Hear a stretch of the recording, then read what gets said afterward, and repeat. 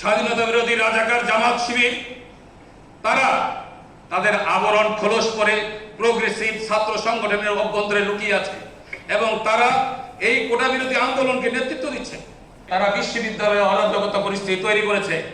তারা যেভাবে বিশ্ববিদ্যালয়ের ভাইস চ্যান্সেলরের বাড়িতে হামলা করেছে তা নজিরবিহীন। আবার তারা সেই পায়তারা করছে।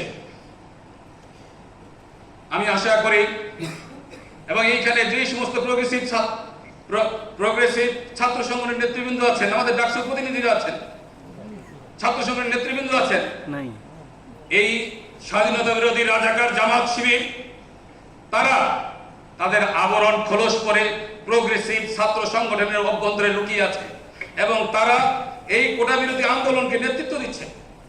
সুতরাং আমরা মহান মুক্তিযুদ্ধে আপনাকে শুধু এই আমি মাননীয় সিনেট সদস্যদেরকে অবগতির জন্য যে পবিত্র কোরআন শরীফের সূরা আনফালে পরিষ্কার ভাবে যারা বিজিত বাহিনী হবে তারা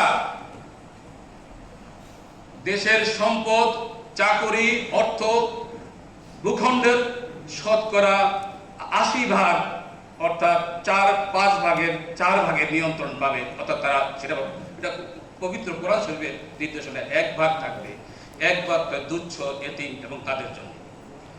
কিন্তু দুর্ভাগ্যক্রমে 1975 সালে আমাদের মহান জাতির মহান নেতা জাতির পিতা বঙ্গবন্ধু শেখ মুজিবের হত্যাকার পরে যে অন্ধকার যুগের সূচনা হয়েছে সেখানে মুক্তিযোদ্ধারা অবহেলিত হয়েছে, তাদেরকে কোনো কিছুই দেওয়া হয় নাই, অথচ তারা ছিল একটি দেশের বিজিত বাহিনী।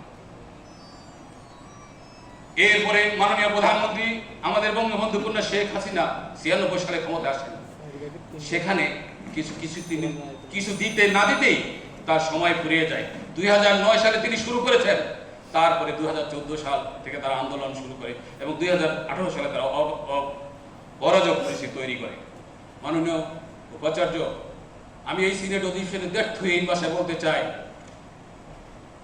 1971 সালে মহান মুক্তিযুদ্ধে আমার পূর্বসূরি, আমার বাবা, আমার দাদা, আমার নানা, বা আমার যারা জীবন দিয়ে যুদ্ধ করে দেশকে স্বাধীন করেছেন, আমার সেই সমস্ত মা যারা সংগ্রাম দিয়ে এই দেশকে স্বাধীন করেছেন, আমি তার উত্তরাধিকার। প্রয়োজন বোধে এই দেশের স্বাধীনতা সার্বভৌমত্ব রক্ষা করার জন্য আমিও তাদের অনুসারী হব, জীবন দিব। দেশের স্বাধীনতা বিরোধীদের চিরতরে উৎখাত করার জন্য আমরা প্রস্তুত আছি এবং